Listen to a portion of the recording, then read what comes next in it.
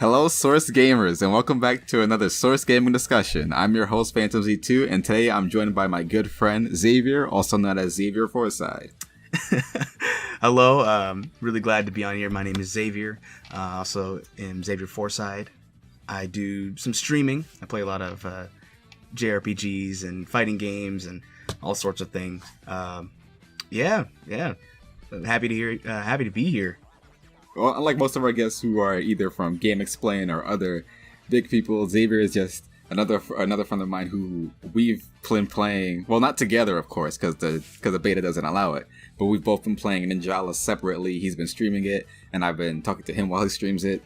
And since we're both really interested in this game, I thought that we might as well talk about it, since most of the other people probably on the team haven't played it at all, especially after that first beta. Yeah, no, that first beta was it definitely had some trouble. Yeah. So I know for myself, I first heard about Ninjala. We probably both heard about Ninjala after it was shortly shown in the E3 2018 Direct. Yeah. But I know that I think they also showed it off at PAX events. Were you ever at any PAX events where they showed it off? Yeah, so I did attend the PAX where Ninjala was showed off for the first time. They had a massive display of Eagle City. You would go up there. It was a massive line. It took forever to get up there. But when you did, you played in a team of 4 with each people. It wasn't even a team. I think it was just different stations. And whoever won got a shirt and an Ippon katana. But the main problem was it was a really weird first impression because Ninjala is a game that has a lot of mechanics and a lot of really small things you need to know about. And in a setting like PAX where they kind of have to get you going so they can get through everybody, right. The explanation was super quick. I had no clue what was going on. It felt slower. But that might have been because I didn't know about the gum dash or any of the movement options in the game. I don't even know if they were implemented. But at that point, I was like, I don't know if I like this. I like the way it looks, but I have no clue what I'm doing. So it was kind of a weird first impression. But I like the visual style so much because it's very reminiscent of very stylish games like Splatoon and Jet Set Radio. Kind of right. In the same vein that I at least wanted to keep my eye on it when, they had some more time to work on it.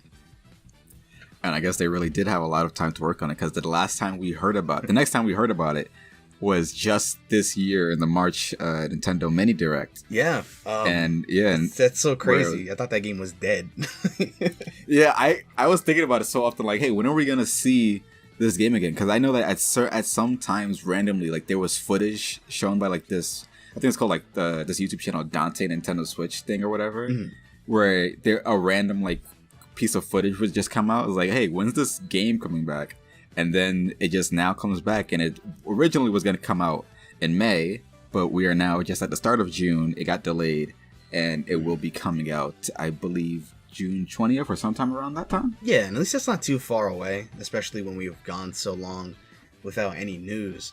I assume that they took a bunch of feedback from the event from PAX, because if I remember, I'm kind of thinking back, I don't even think that whole rock paper scissors mechanic was implemented.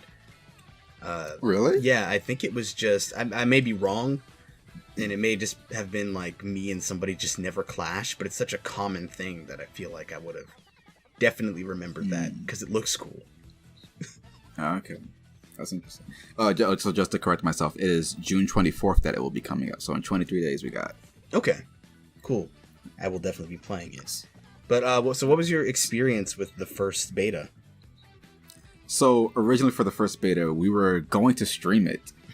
We were going to stream the beta, but then as soon as we started it, we got errors. We got constant errors, and then I got into a queue for a match. And then we found out, oh wait, we can't even play with each other. So the stream is basically pointless now.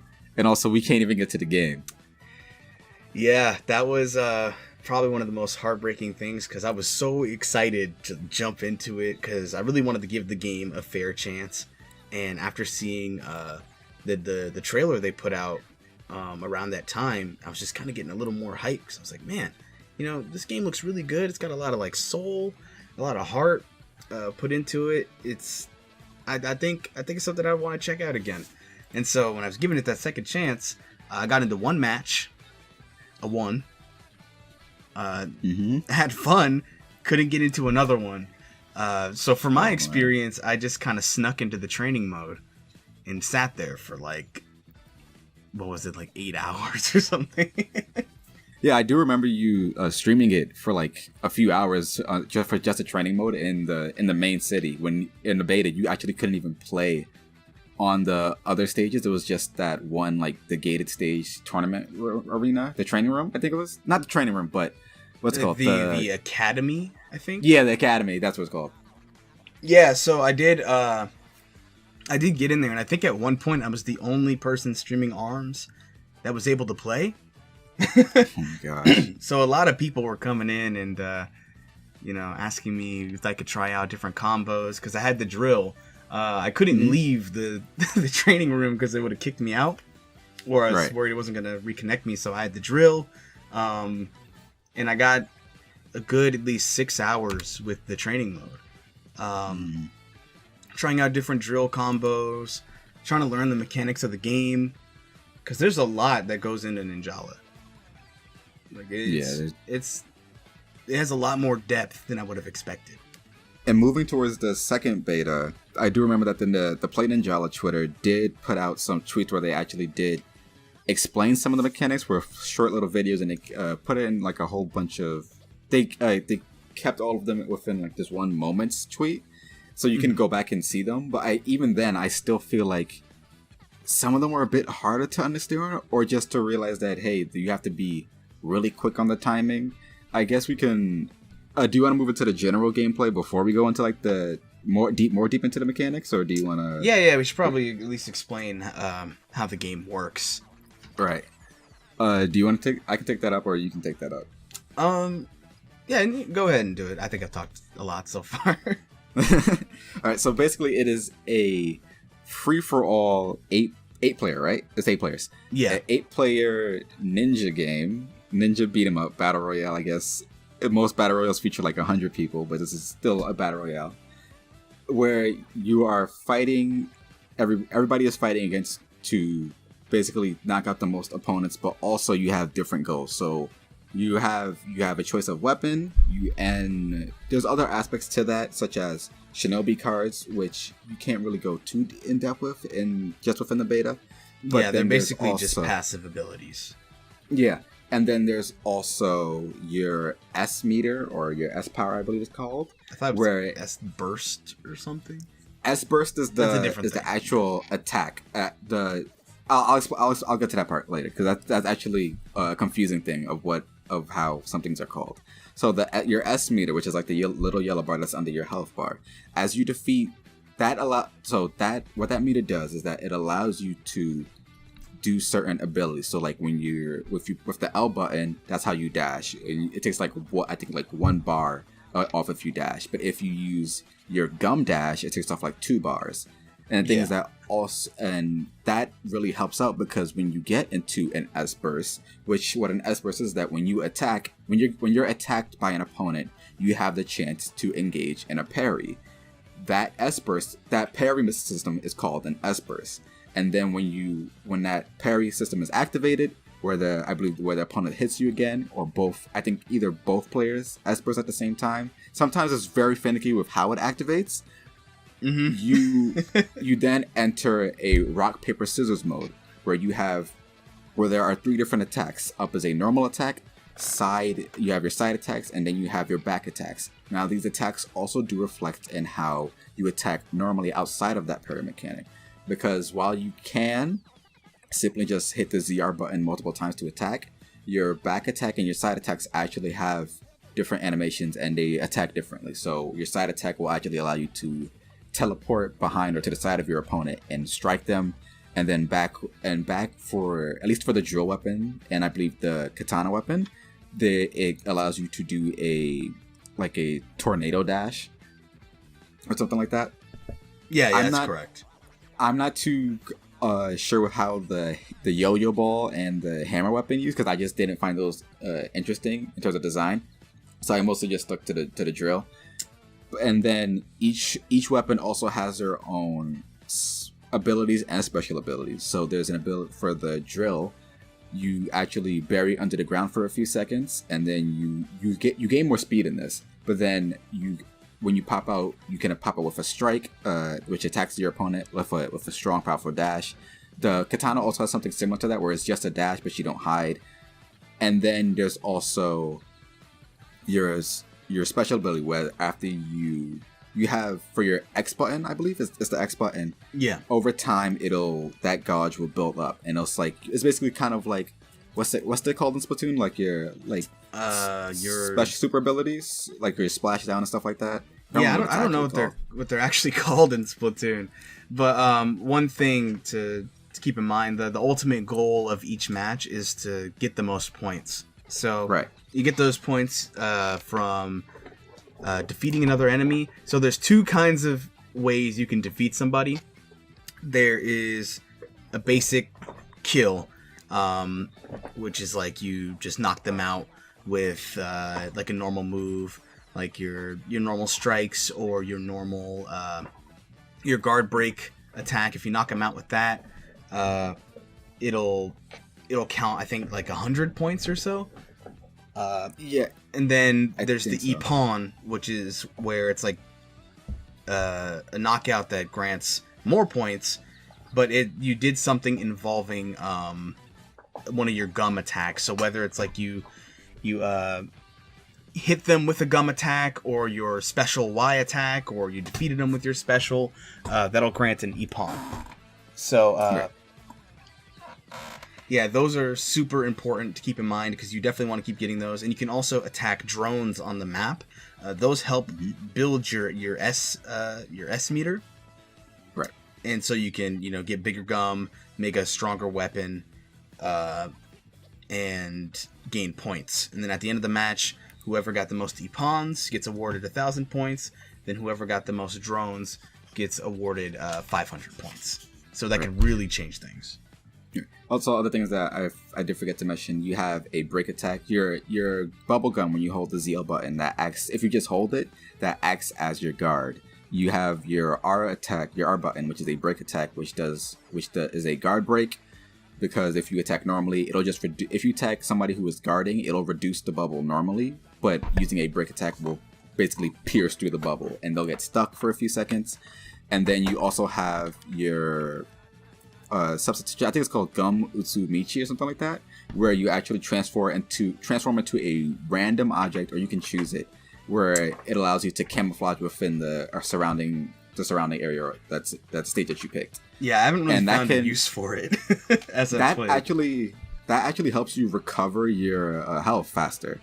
Oh, okay, I didn't know that. Yeah, so if you're like trying to run away from somebody, if you use your transformation and you just try to get out of harm's way, that'll help you get your health back. But the thing also is that this matches do, of course, take place within a time limit, 240 seconds, which was like 4 minutes. And while that does feel like it's longer than a Splatoon match, which is like 3 minutes long, it can feel like it passes by in an instant. So the big thing to think about during those matches is they just get so hectic, because you're trying to figure out, should I be attacking drones to get a larger weapon early on, to increase my S gauge so I can move around the map a little better, and have stronger gum attacks, or should I just be focusing on getting Ippons, building up that score early, which also adds to that. It's just like, and then it's like you also have to worry about the other 7 people that are on the map, all knocking each other out, doing an insane amount of damage. So it just gets so hectic that you don't even realize how much time is there until it's almost gone. Then you're like scrambling at the last second to do as much as possible, and I think that's a lot of the fun of the game. I think did you want to talk about the pros and cons of?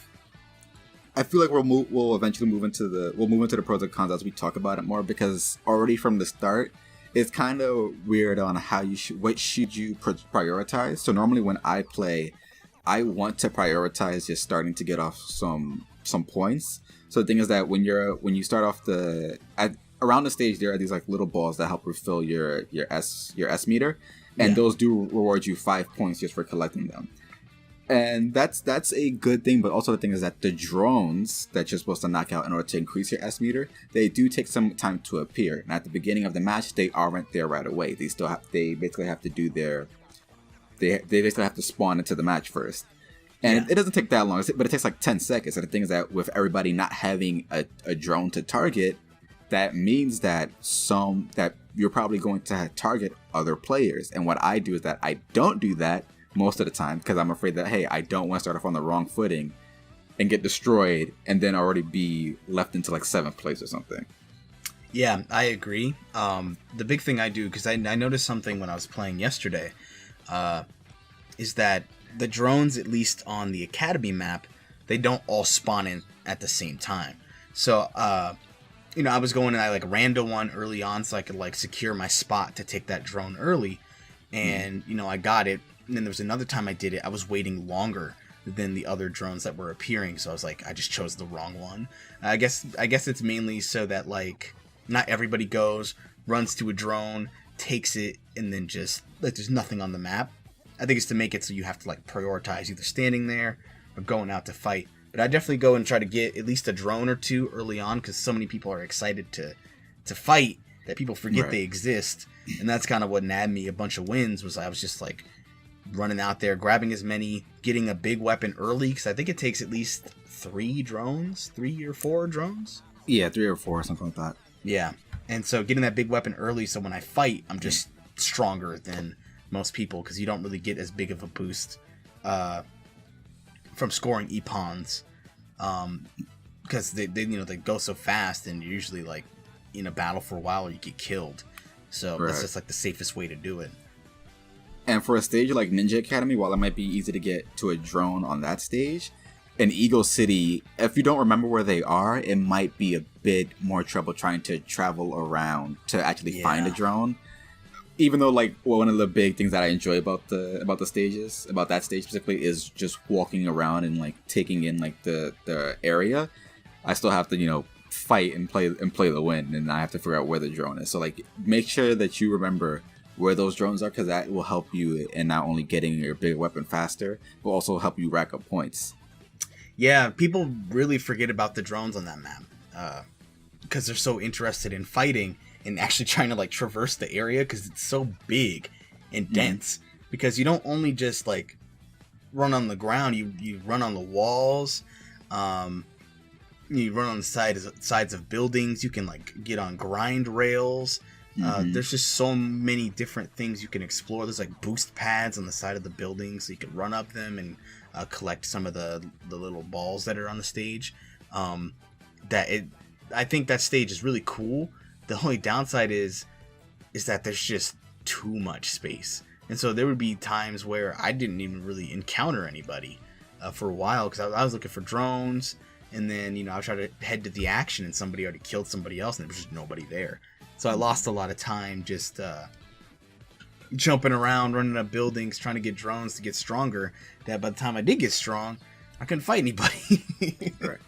And that's where I would say that Shinobi cards can play a hand, because one of the Shinobi cards is that you're able to take notice. Like, okay, so on where your health bar is, you also have like this little heat meter. So like wherever there's like an opponent around you, there will be a fire that triggers where somebody is near you, or like if there will be a crown if the player that's in the lead is near you. So like if somebody's to the right of you, you'll have the fire appear on the right side. If somebody's to the left of you, somebody will appear on the left. But there's a Shinobi card that allows you to take notice of when there's somebody behind you, so that fire will actually appear like under your player icon. And then there's also a Shinobi card that allows you to see where drones are through the walls. Yeah, that one's really helpful, especially for that stage. But it gets weird because like you have to think about it. It's like, well, I know where every drone's gonna be in the Academy stage, and so I guess that's something that'd be more useful once we see like the full stage selection. But it definitely did help on on Eagle City, but I mean, once you do it a bunch of times, you'll kind of at least understand where they'll spawn, because they don't just spawn randomly. They all spawn in fixed locations. So it's like I feel like that one's not as useful like later on in the game once you start learning it. I think it's like good to find out where everything's gonna be the first time, but it's like after you do it, then you're just kind of sacrificing a different stat or a different buff you could have had. Right. And there's also like within the beta at least, I know that one of our friends, Link, he was able to experience like actually unlocking multiple Shinobi card slots. Yeah. I wasn't able to do it though. So like, the reason why that was really, really strange, because I was able to do it as well. They were locked. They looked like they were locked. And so I just assumed that they weren't available for the beta, because they don't really tell you about them. I just knew about the one. Well, between each match, you gain a currency. They're like these Shinobi medals. Mm-hmm. And you can use those in order to buy those other passives. And so, while they look locked, you just press A on them, and then if you have the proper currency, you can buy them. But right. the extended abilities, so they upgrade over time, those are locked for the beta. But you were able to try them out. They just didn't really tell anybody they could. It was just something that I figured out from pressing a button. Yeah, I didn't know until Link said it. I was like, wait, you can actually use the Shinobi cards within the beta? I was like, yeah. I was like, oh, okay, I guess I'll unlock all the cards now and just try them out. Yeah, no, I was really mad when I found out about that, because I was like, what? I was like, I had no clue. And they helped. I mean, they were interesting to experiment with. But I kind of wish they would have, like, maybe it was like in a tutorial or something. They told you that, yeah, you can actually buy something with it. So... I think we kind of mentioned this mechanic. We did mention this mechanic, the parry system. I think if we're going to start moving into pros and cons, we could talk about that one first. Yeah. So once again, when you're getting attacked, there will be an instance where you can press the ZL button. And then I think it's either ZL or L. I believe I'm pretty sure. I know it is ZL. It's ZL, and then I think it also triggers with a clash as well. Yeah. So if you guys clash, or if you do ZL as you're getting hit, you will activate a parry, and it will activate this rock paper scissors mechanic, where once again, normal is your normal attack, your side attacks, and then you have your back for back attacks. Now, one issue with this, I will say, is if you're playing on a pro controller, sometimes you will accidentally do a back attack or a side attack. Yeah, I was experiencing that. The clash mechanic, the S-burst, is one of the coolest things in the game, but it's also super detrimental and frustrating. Right. Like, I don't know how many times I accidentally would input the wrong one, or me and somebody else would be clashing for so long that somebody would just pop up and mark the both of us. Right. Like, it sucks, because it's so fun and interesting, because it's like a quick rock paper scissors, and they usually try to, like, you get when you're doing it, there's a force field that pops up by you, so if anybody tries to jump in, they'll just get blasted away. But you just wait for somebody to win. And then they're probably on low health because they lost a trade or something. And then you just kill them. And so, the force field doesn't really work that well. So here's the thing. Like, for some specials, like the force field, like I remember in one instance I was about to attack two people with the drill's ultimate, the katana that swings off. It turns into a katana, and then it swings off like multiple blade beams, and you can attack people with that. And normally it sticks them at first, and then you can attack them. But they're basically freed, and you can eat on them very quickly. Yeah. But when two people are in a parry, if your blade beams hit them, it actually doesn't do anything, because the force field that's around them from the parry it nullifies it. But if you have, like, I think the yo-yo special, where like it grabs your opponents and slams them into the ground, or if you have the nuke, that is the yo-yo. Oh wait, so which one's the grab? The grab is the hammer. Okay, so the grab is the grab for the hammer. You have a grab, and then for the yo-yo you have the nuke, and even if like you're in the parry mechanic, or like if you're at like the end of the parry animation, that those can hit you or like instantly grab you out of that and KO either one of you or sometimes both of you, or if, in the case of the nuke, almost everybody that's around you. Yeah, that's when I was feeling like I was at a disadvantage. The one thing that was nice that they did add in the second beta was an option to leave the parry, like the S burst. So if you have a meter in your S gauge to spare for a dash, you can dash out and just dip. The problem is, it's like a timing thing sometimes, and it may not save you. Because there's been plenty of times where I was like, I'm got kind of a low amount of health. I just want to dip out of this and try to retreat to safety. I don't want to do the parry. Like, they can win the trade. I tried to dash out, and I was killed. Yeah. I was punished for trying to escape. And I was like, whoa, why is that an option?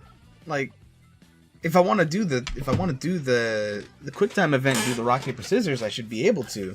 But if I have the gauge to leave, and I spend it, I shouldn't still die. I should have like something I could do. Like, I think both players should get like some sort of iframe. Yeah. You know, like some invulnerability time, so they could step away if that happens, because either somebody from the outside will come in and kill you.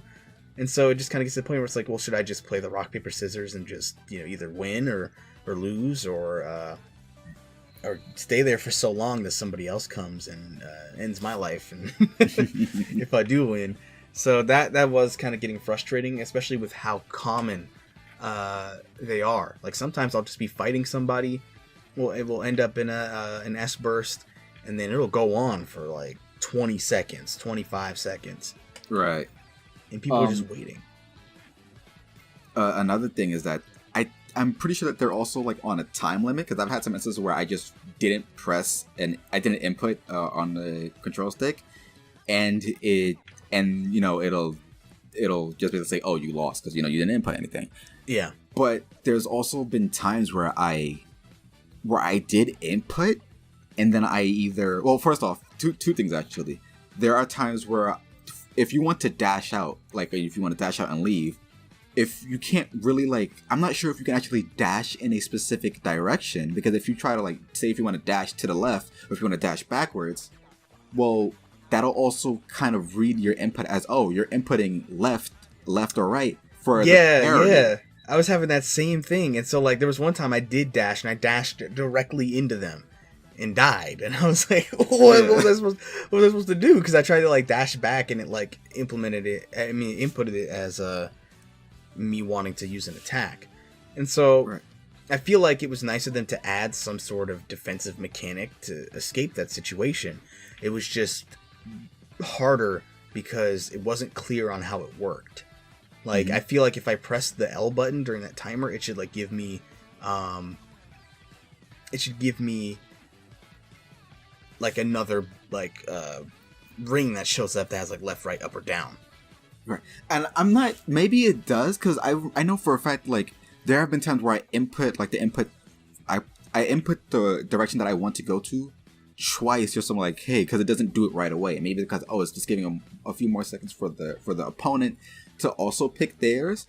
But it feels like at some instances, like, am I supposed to press it twice to confirm it, or like, or if I want to dash out, am I supposed to press L and then choose a direction? It's not completely clear what it wants you to do in some instances, and that I'm not sure if that's because of it's trying to at least grant a chance for the opponent, or if it's just because that's actually the way that it's supposed to work. I'm not sure. And I also know that this beta did have a lot more lag in the matches, and I think that was affecting it as well, because I definitely had times where I was in an S burst, I did it, nothing happened, or I input something and then their input came out, like, later and I died from it, or I would win the trade and it wouldn't do any damage. I didn't have any experiences like that. Like there were times where at the start of a match, we would just all be stuck there for and then I was like, okay, well, wow. I gotta restart the game. But I was having issues with, like, people I'd be in the middle of a fight, I'd be fighting somebody, and then they would stop moving. Oh yeah, I've had that too. Yeah, and then I was like, well, what do? I wasted my time fighting this guy. Yeah. And like, so, that would happen and I wouldn't be able to finish them off. Or it would happen during an S burst, like I said, where I'd win and then no damage would be dealt and they'd be able to get away for free. And so, once again, I wasted that time to participate in the S burst. I won. I chose the right decision. And then I died because the damage that would have killed them didn't register due to some lag. And that was really frustrating. That was super frustrating sometimes because I was like, well, I won. I did it. I did the right thing. I made the right decision. Why did I lose? Why did I get e-pawned? Yeah. And then also like I remember this very clearly. In one of my last matches, I won the parry. But then, like, normally when you win the parry, you at least have some more time to like combo them. Basically, like that confirms it to a KO. Like, I'll continue with the statement. After you win the parry, it can eventually lead into a KO because you're able to just wail on them afterwards. There was one time where I won the parry. They got knocked out forward, but then like they were so far away that I couldn't even lead into more attacks. Yeah, and that's kind of where it gets weird. Because sometimes I'll be sticking on opponents like glue, like they will not leave my side. Mm-hmm. And then other times I'll do the same combo and they'll fly just far enough away to where they can escape. And so I don't know if it's just something I don't know or something else going on, because I've definitely had a bunch of those situations. I also think one thing that is also a little frustrating to kind of go into that, you don't really have too many defensive options in this game because it's so go and offensive that there are times where I'm getting comboed for which seems like forever, and I'm like, well, I have gauge on my dash, I have something, let me spend some of my meter to like blast them away so I have a chance to escape or something. Because like you don't run very fast in this game. It's not like Splatoon to where you can go in and out because you have the mobility that comes from you being able to go into the ink, and it's like you can make a path and spend your ink in order to move and have more space. That justifies the slow movement of you actually walking, which nobody really does in Splatoon. And in this game, you have a slow walk. Your normal short dash costs meter, and your gum dash costs meter as well. And you can't spend any of it to escape a combo, which I think should be a mechanic, because there's plenty of times to where I'll be fighting somebody and somehow they got in on me and I can't do anything, or they'll get me from behind and I just can't do anything. It's like that. If I get hit by that first hit, it's done. Like I just need to just have them kill me and move on, unless I get really lucky and they mess up and press the wrong button. But it's so easy not to press the wrong button because a lot of it's auto combos. Yeah. I think that maybe that's where they want the Shinobi cards to come into play, because I know that there is also other Shinobi cards, like if you use your for the S burst, if you get into an S burst, it'll have the effect where you actually don't have your health drop to 0, but that's only for that one spawn. So when you respawn again, then it'll reset and you have that one chance again. Or like there's another Shinobi card where like I believe when you're attacking an opponent, your health gets regained.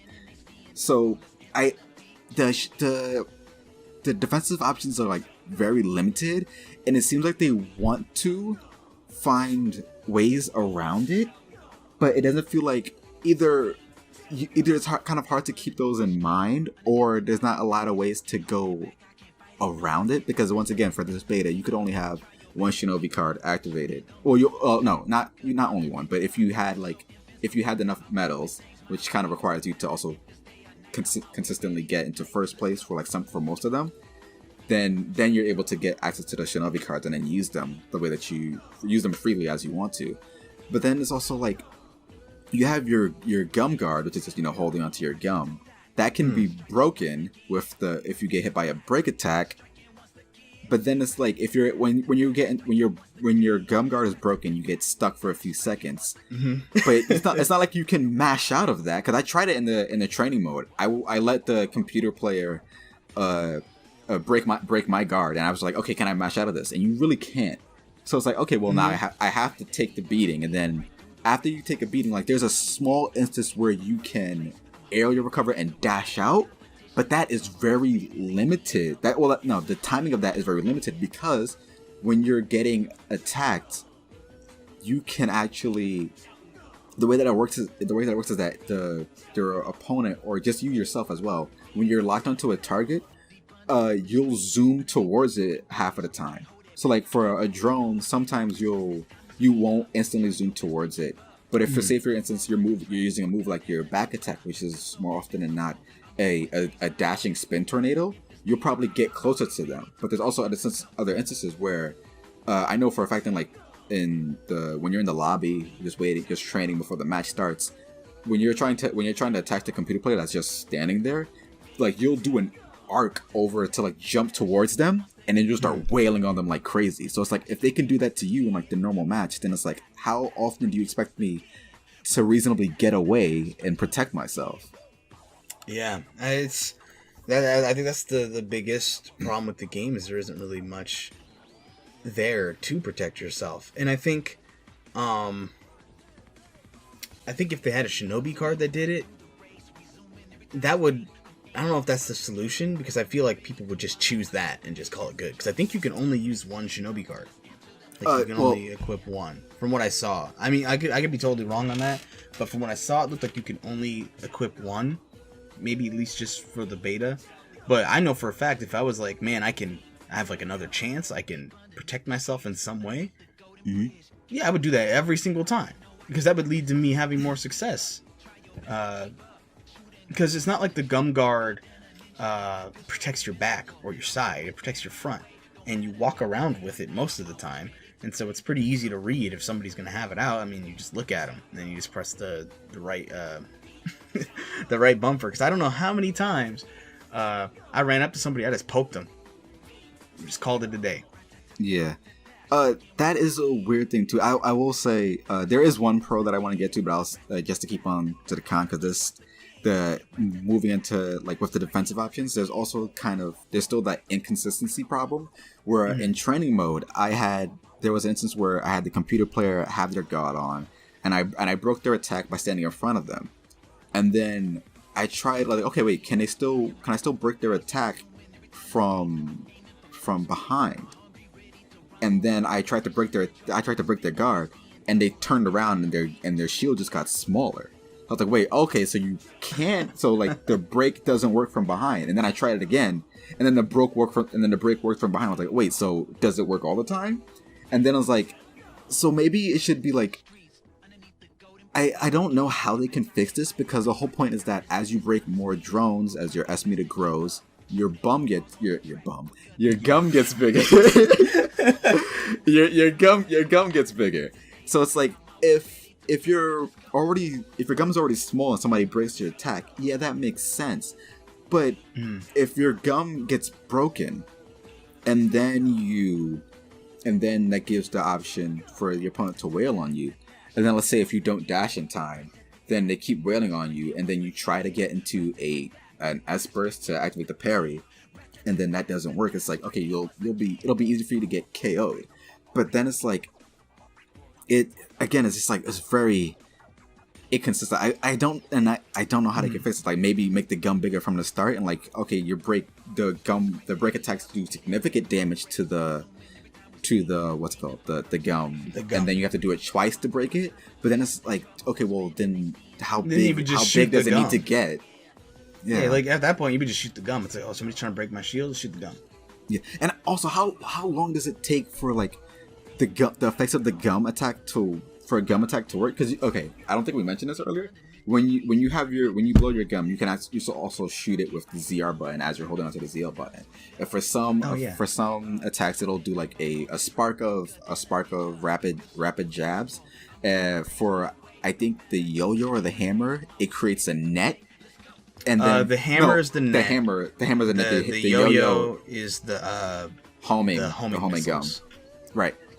So it's like for some it seems like they attack you, they get you very easily, but I swear for some others I feel like I'm not sure what the effects of my attack are, specifically for the drill. Yeah, the drill, that's the biggest one, because I'll shoot it out and then I'm like, okay, cool, they'll get stuck in it and I can, fight back. They'll just be chilling in that thing forever. Yeah. And then I die and then they walk out. But then it's like the net, like I'll get stuck in that immediately. Pretty much immediately. And that even sticks the same for like the drones, because in order to knock out a drone, you basically need to hit it 4 times, which is basically like the length of a full combo, anyways. But the gum, speaking with my experience with the drill weapon, when you launch the gum out and it does like its rapid jabs, it hits 4 times, but it doesn't take out the drone. So I think that one's fair, at least, because I think it would be pretty broken if the drill. Like the drill's gum, where it just does like rapid hits. I think it'd be pretty broken if I was able to fire that and then just kind of snatch it away. Right, that would be unfair. But the thing is that it doesn't reduce how many hits you need. Because even if I do the gum attack, and I'm like, okay, it should reduce how many attacks I need with my actual weapon, I still need all 4 hits. So then what's the point? I don't know if it does any damage to the drones. I thought it did, but I don't think. And if it does, like, it may be equal to like 1 hit, maybe. Well, if it was equal to 1 hit, why do I still need all 4 hits? And if it doesn't do anything, why did the drones still have their flinching animation when they get hit by it? So I think, I don't think they take any damage. I only really use the gum on the drone to basically provide some sort of safety. So like, if I want the drone, right? Right. And somebody else is trying to get after it, I'll use the AoE from the drill's gum. I'll just throw it on the drone, and then they get stuck. I steal the drone, and then I clean up afterwards.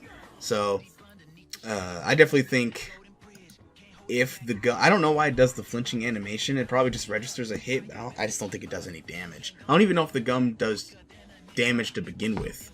Now that I think about it, I don't think it does. Maybe it doesn't, because it definitely makes you flinch.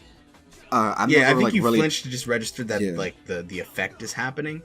But I don't think it does any damage. Like, I don't think you could kill with the gum. Yeah, probably not. I guess one more con and inconsistency, because we're getting to like a lot of cons and inconsistencies before we go on to like more pros. Yeah, rest assured, this game is good. It is a good game. I know we're talking about a lot of cons, but it is a good game. One thing that I find really confusing is what makes an attack count as a KO, and what makes an attack count as an Ippon.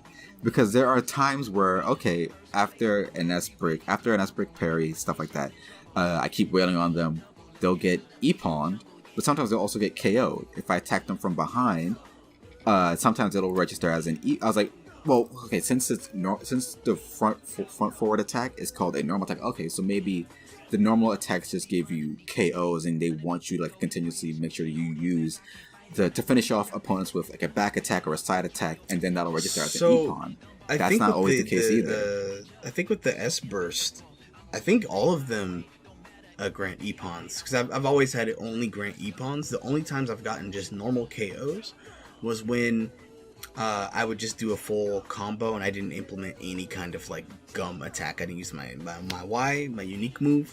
I didn't use the gum shoot. I didn't use my special. And so it was like I just did my combo and then maybe finished it off with the guard break. Or something like that. So do you mean like when you kill with an S break, like the hit of the S break kills your opponent, or are you talking about when you S break and then go into a combo after the S break? Yeah, I think it's if you just like, I think it's just a KO if you don't use anything gum related. And I think the Ippon, because like the animation of the Ippon is like they get stuck to the wall with the gum. Right. And so I think it's to encourage you to use your gum based attacks in your combos, because it's easy enough to just auto combo and then get a kill. And I think it's to discourage you from doing that over and over. which honestly I'm fine with. It's just hard to, because sometimes you're panicking because you're like, oh, and like your gum attack may not be the right decision in that point, and then you may just be throwing it if you were to use, for example, like the dive drill on the drill, or like the gum shoot. You might be just throwing away a kill. But I think it's to encourage you to at least like approach or implement the gum in some way, because it guarantees you like significantly more points. So I think the S bursts always count as a gum attack, though. Right. Okay. So that's fine if the S burst attacks counts as like an E pawn. Sure. But there's still that inconsistency of, okay, after the S burst and I lead into a full combo, there will be times where I just get a regular KO, and there are times where I'll get an E pawn. So I'm not sure, like, in what do I have to do in order to grant myself an E pawn, because it doesn't seem like it's fully consistent. Yeah, I'm not sure. That is kind of weird, because I haven't had that happen, but I could definitely see it happening, because there is some inconsistencies in the game to where I thought I hit somebody with a gum attack. I was like, I don't know how much I have to use in order for it to count as an E-pawn, because there'll be times I'm like, okay, like if you go and watch the VOD on my stream, I was like, okay, cool, E-pawn, and I was like, oh, KO? Oh, I thought I did it that time. Yeah. So, yeah, there's a few things like that with inconsistencies, and I don't, like I mentioned before, I don't know if that's part of some of the lag that was going on in the beta, or if it's just some weird hit detection stuff, to where like, or it's like a time limit, kind of like with SDs and Smash Bros. Like, there's like a time limit that happens before it counts as like your opponent's kill if they hit you, or if it's an SD. So, I mean, I think that's just something that we'd have to test more when the game drops. Right. I could mention another inconsistency, but like I think at this point it's like we get the point that there's some inconsistency. They'll hopefully fix it. I definitely like to move into the pros though, because there is definitely a lot. Definitely a lot. Do you want to start off with the pros? Because I definitely know which one I love a lot. The thing I love is that this game kind of has some combo trees. Like, it feels like combat feels good, especially like if you're in training and just messing around. You could do a lot of really cool stuff with the tools that they give you. So for example, like with the drill, I would do like part of the auto combo, and then I would dash and then cancel my dash in order to use activate my special. And so if you guys don't know, the drill turns into a katana that kind of shoots some beams. The only downside to it is that it'll keep you in the same place. And so sometimes people get out of the range and be able to like gum dash away. And, that was always like, oh man, that sucks. Like, well, now I have to waste some of my time with my special and I can't hit him. So I would do part of my combo, knock him down. And then after you do your combo, you can't use your special. So you dash, and then you dash cancel into your special, and then they're right in the range to where you can use it and you can secure a kill. I really like that because it feels good, and you can do it with the other specials as well. Like the tornado, you can basically do the same thing. So dash canceling into your special. Movement feels really good, like especially when you have a full S meter. Man, like just gliding around the map and like you're just moving so quickly and you feel strong. Like they really make you feel like the work that you put in throughout the match pays off, because you get such such a boost. Like it feels like you're playing a different game than you were like 2 minutes earlier.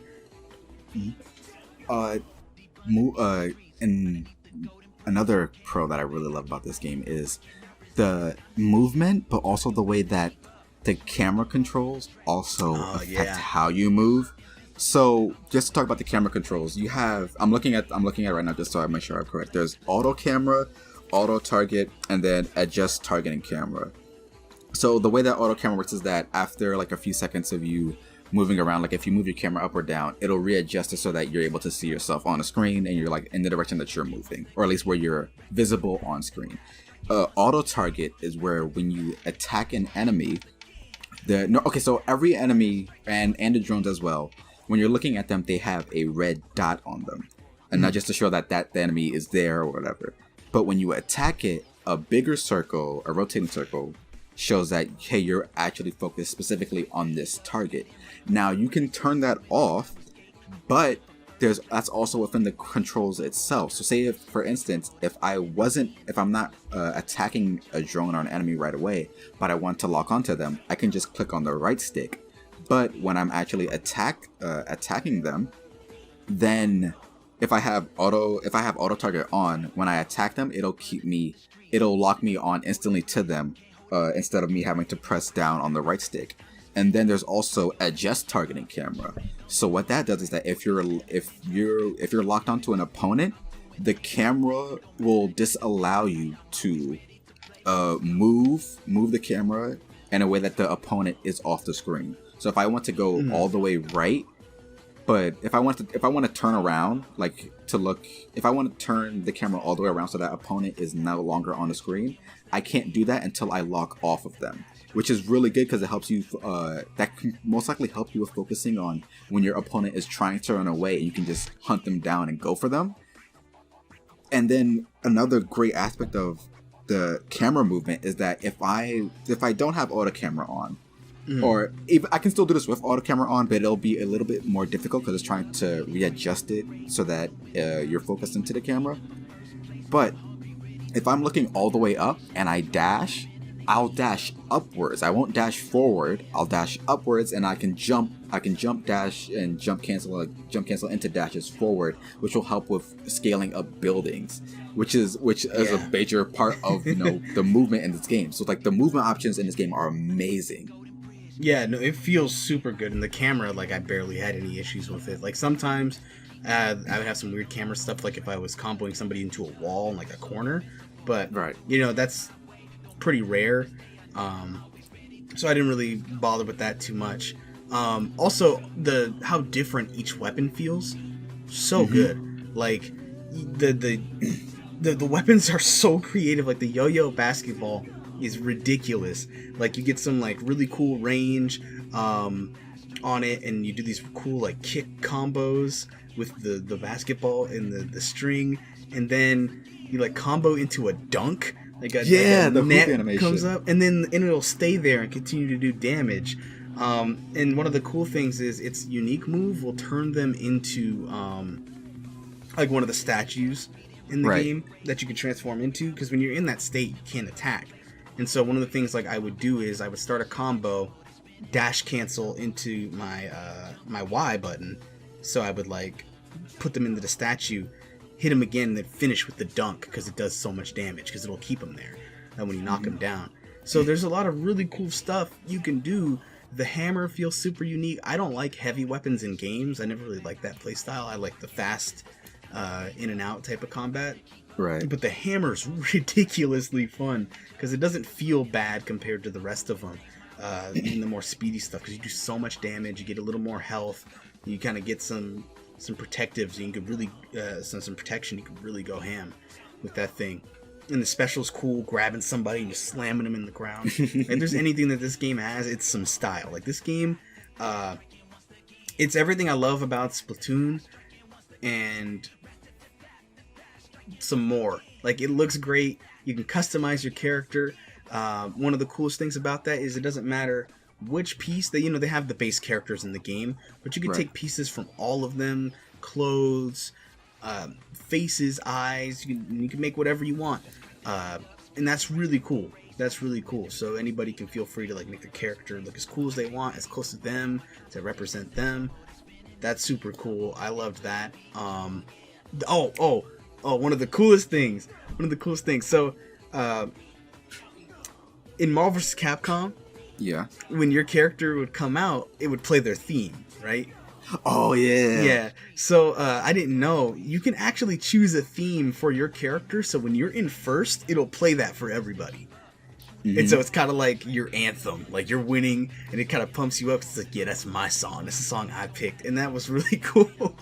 Like, I love that. Or it's like when your song gets shut off and somebody else's comes on, it kind of motivates you, because it's like, man, it really makes you feel like you lost that lead.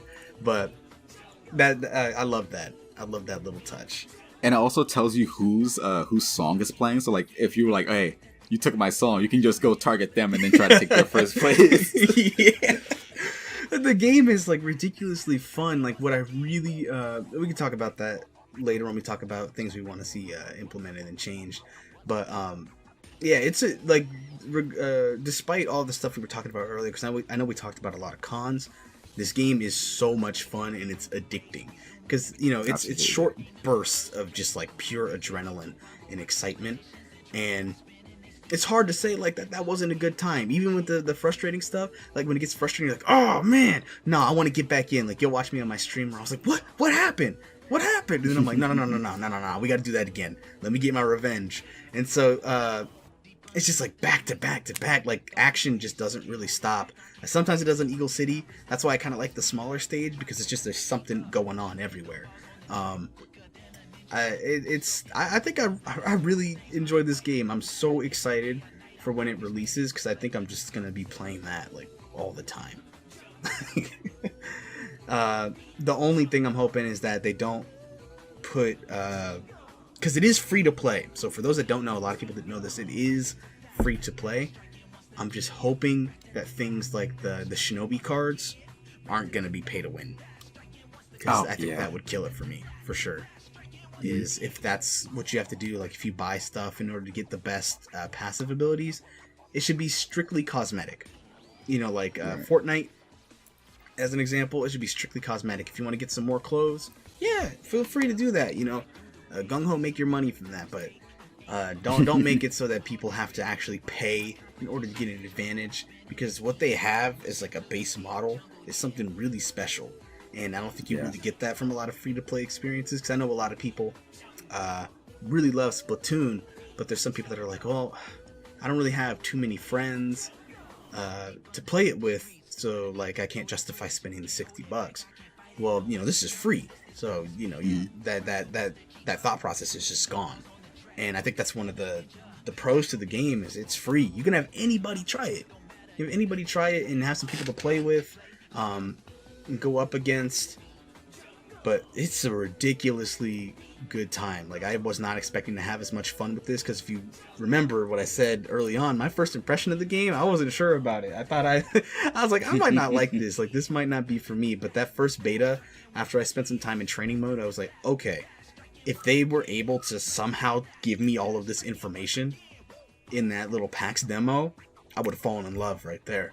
But, right. Yeah, I feel bad for them because they were like, yo, this game is like deep. There's stuff going on. Because when I was sitting there and I was doing combos, I was learning about movement. It feels like kind of like a little bit like a fighting game, Yeah, I'd say that.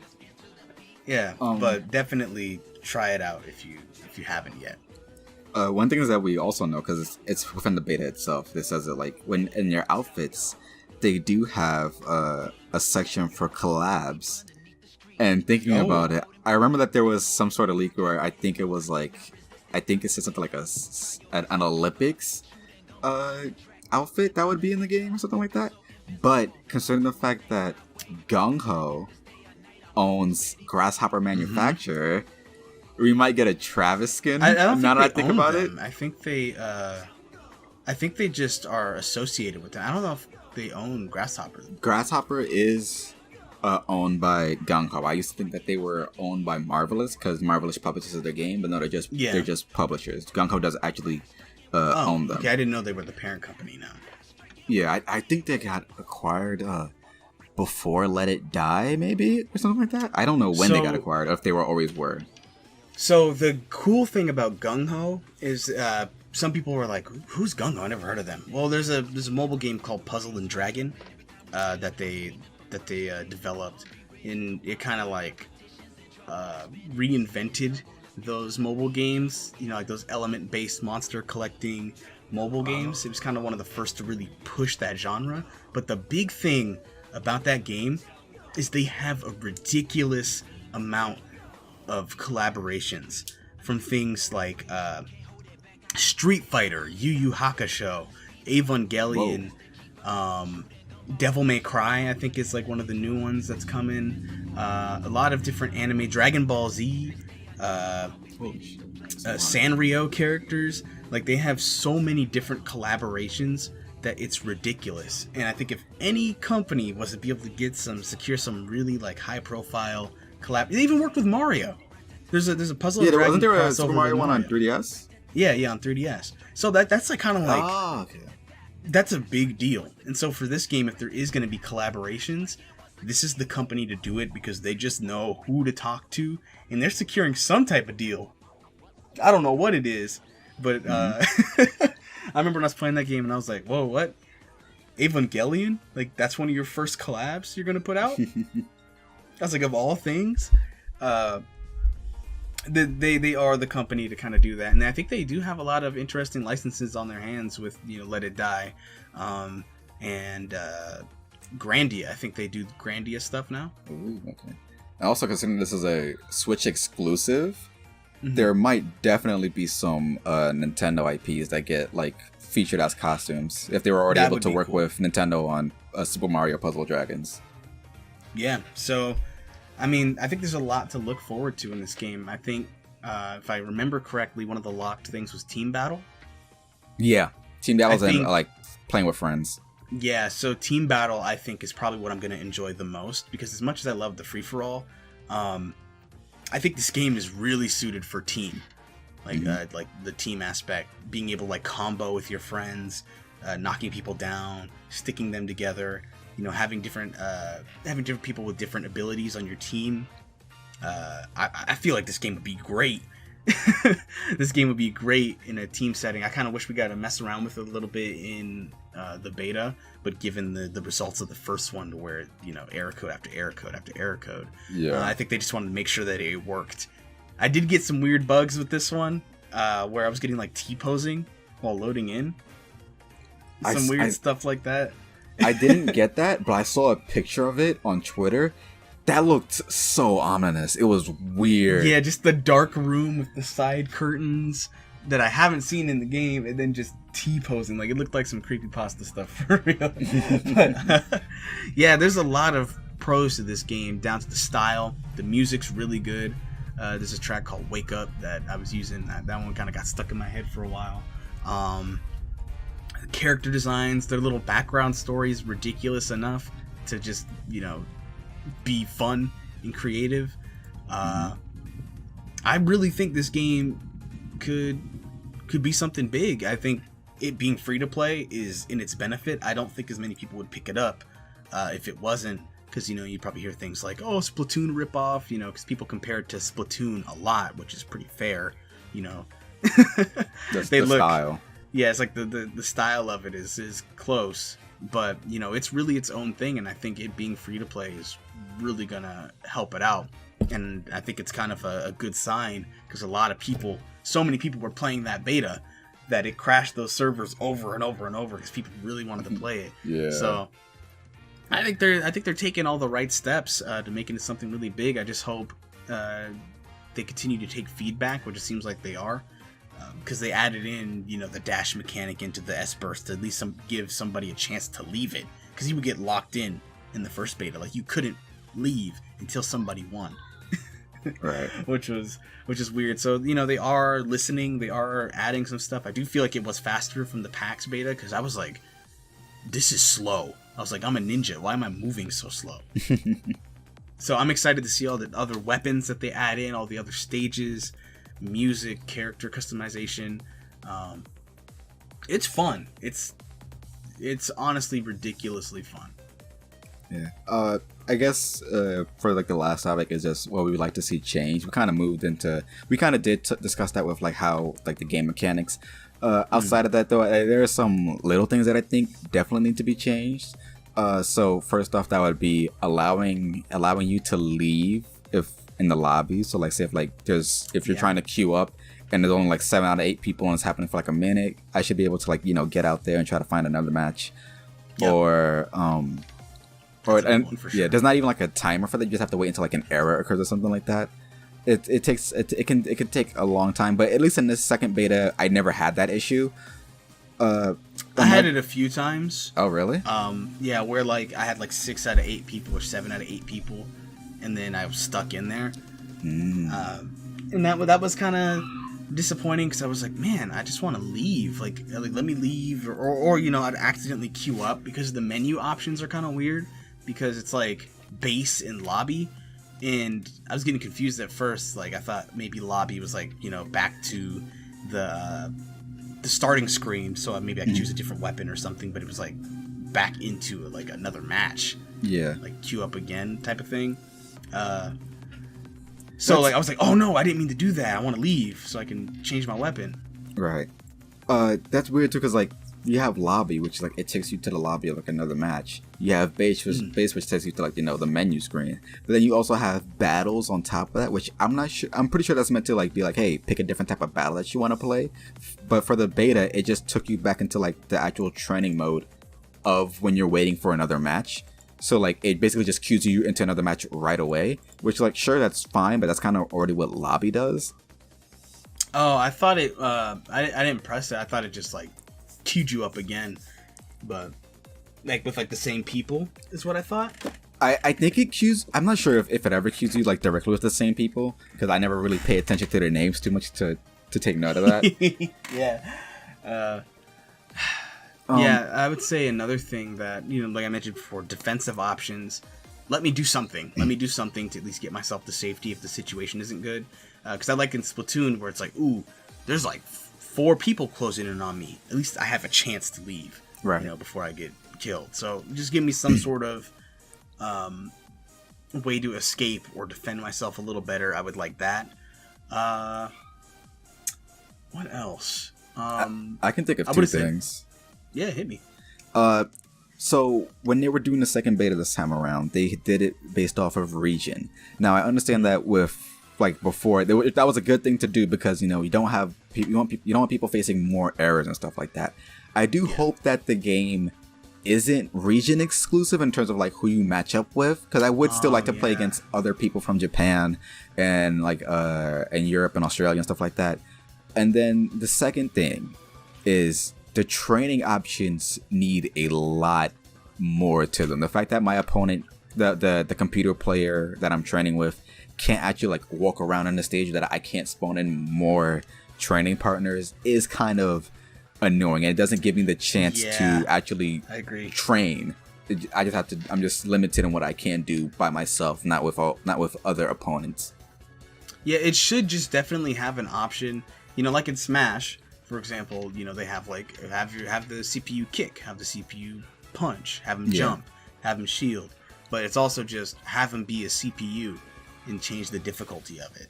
Right. They should be able to move around and attack instead of like, because when I was training, I'd have him set to attack, but he would just kind of run off on his own and do some really weird stuff or get stuck in a corner and be like, where did he go? Yeah. Just having a better training thing, like let me practice against like a computer that's like fighting me and like trying to go hit the drones and stuff. That's the one thing, because I was like, okay, the training mode is almost there. That one big option would make a massive difference in terms of me trying to learn something. You know, it playing like a player, it doesn't have to be like the best AI on the planet or anything, but you know, have it. Also with the S burst in training, it will only like you have to set its specific attack. Yeah, for it to choose something. And that got confusing because I was like, man, why is he losing every single time I choose this option? And I was like, oh, because you have to choose it from the menu, which was really weird. So that being changed, it being able to make a decision and like at least win in the rock, paper, scissors, like selecting something, I think that's probably like some of the most simple implementation you can do. Right. It's some rock, paper, scissors. That's really it though, what I can think of, like, hey, what to change though. Like other than that, and aside from like the cons that we mentioned, the game is amazing. Honestly, it's just amazing. Yeah, no, it's a lot better than I was ever expecting. Cause this is a game that left such an impression on me from PAX, where I was like thinking about it. I was like, what happened in Ninjala? What happened in that game? Like, I haven't heard anything about it. It doesn't help that I have the shirt. And so I would see the shirt all the time. And I would just be like, what happened in this game? Is it still real? And I would look it up every once in a while and not see like really any updates, but they're active now. And that's the really cool thing, is that they're trying to teach people what to do, you know, through the in-game videos or the videos on their Twitter. They're at least being very transparent about what's going on. So that's a big boost for them, big benefit. For being a fan of this, is now there's like activity. So I think they got something special in their hands for sure. Mm-hmm. And hopefully, I don't know if they're like taking any surveys or stuff like that, but with us, doing it impressions, like sharing our thoughts on it, hopefully they hear this. Hopefully they don't have to delay it again, but hopefully they are able to make some changes and and actually make the game as even better than it already is. Yeah, let the game come out, because there's a chance that a lot of our cons and a lot of our concerns will be alleviated with different weapons, different stages. Once everything starts kind of being implemented in the game, it could be like, oh, well, that worry we had, or that thing that we didn't like before is completely different now that we have more of an option. Like, now that we have more than 4 weapons, more than 2 stages, easier access to the shinobi stuff. Right.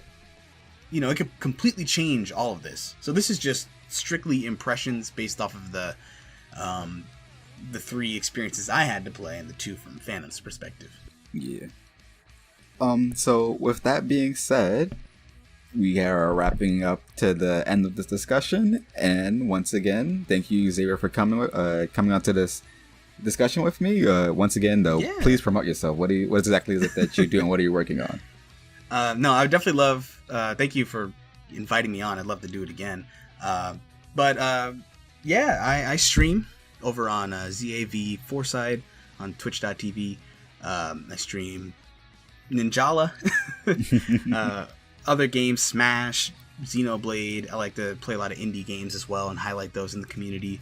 And I also do some goofy stuff on Twitter at ZavFourside. I know I made that stupid cockroach meme on accident. Oh yeah, you did do that. Forgot about it. Yeah, but if you like some really hype streams or some chill streams where we just play some stuff and you get to hear my first experience on a lot of games, because I play a lot of games for the first time on stream, like Killer 7. People really enjoy that. Feel free to stop by. I love having new people in the chat and talking to new people. So yeah. All right. Link down below in the description. I will have his Twitter and Twitch, and that is basically the end of this discussion. Thank you so much for watching, and thank you once again to you, Xavier, for you joining me. If you're interested in checking out our other discussions, you can check out Colin's N64 discussion at the end of this card. And if you would like to continue supporting us, make sure to subscribe, like the video, and also check out our Patreon, which will also be in the description. Once again, thank you for watching, and always remember to return to the source.